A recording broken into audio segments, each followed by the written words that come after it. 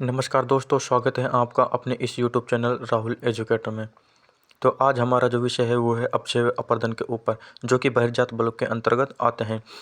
तो देखते हैं कि अपक्षय क्या होता है और अपरदन क्या होता है। तो अपक्षय अपक्षय में केवल स्थितिक क्रिया होती है तथा अपरदन में गतिशील क्रिया होती है। जो अपक्षय होता है वो स्थितिक क्रिया के द्वारा होता है, अर्थात अपने ही स्थान पर होता है, जबकि अपरदन की जो क्रिया होती है वो गतिशील क्रिया होती है।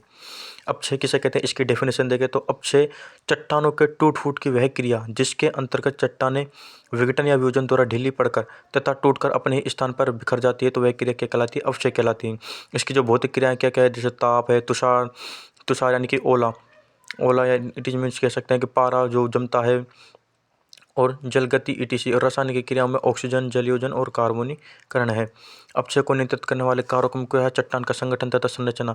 ये क्या है कि अपक्षय को नियंत्रित करने वाले, फिर किस प्रकार से अपक्षय प्रभावित होता है, अपक्षय के उत्पन्न किस क्यों होता है, तो उसके प्रमुख कारण क्या क्या हैं। चट्टानों का संगठन तथा संरचना। कमजोर व असंगत चट्टानों में आसानी से अपक्षय हो जाता है। चूना पत्थर तथा डोलोमाइट में रासायनिक अपक्षय शीघ्रता से होता है। चट्टानों की परतीय संरचना, यानी कि चट्टानों की जो परतीय संरचना होती है वो अपक्षय को प्रभावित करती है। चट्टानों की संध्या, जो जोन्स होते हैं, ताप भिन्नता, तुषारपात, जलपात आदि अपक्षय को प्रभावित करते हैं। चट्टानों का लंबवत तथा क्षैतिज होना, ये भी अपक्षय को प्रभावित करता है। दूसरा है स्थल के ढाल के कारण, भूस्खलन के कारण बार बार अपक्षय होता है। चट्टानों के चटकने से वे खिसकने लगते हैं, जिससे कि अपक्षय होता है। जलवायु में भिन्नता के कारण देखो, उष्णकटिबंधीय आर्द्र भागों में अत्यधिक जल के कारण रासायनिक अपक्षय अधिक होता है। इन स्थानों में आर्द्रता तथा ताप के कारण सभी प्रकार के लवण अपक्षालक कार्य घुलाकर बहाने की क्रिया को लीचिंग कहते हैं। ये प्रमुख पॉइंट है, थोड़ा सा इस पर फोकस करना। आर्द्र जलवायु में चुनादार चट्टान नरम हो जाती है, जिसके कारण उनमें अपक्षय आसानी से हो जाता है। उष्णकटिबंधीय शुष्क मरुस्थलीय भागों में अपक्षय अधिक, क्योंकि दिन में अधिक ताप व रात में अधिक सर्दी होती है, इसी के कारण होता है।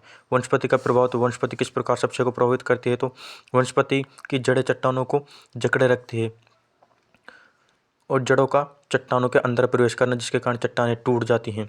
अपक्षय को कारक एवं प्रकार क्या है, तो भौतिक कारक, रासायनिक कारक और प्राणी वर्गीय, जिसे जैविक कारक के नाम से भी जाना जाता है।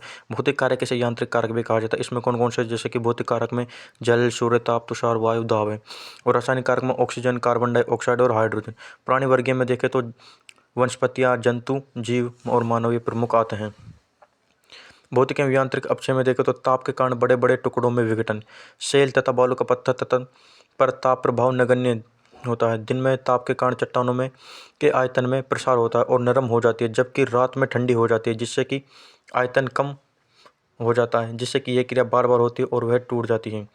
ताप के कारण छोटे छोटे कणों में विघटन होता है। वर्षा के जल द्वारा चट्टानों का टूट कर बिखरना। गर्म प्रदेशों में गर्म चट्टानों का वर्षा होने पर भी उनका चटक जाना। तुषार एवं बड़े बड़े टुकड़ों में विघटन और वायु तथा ताप द्वारा अवदलन।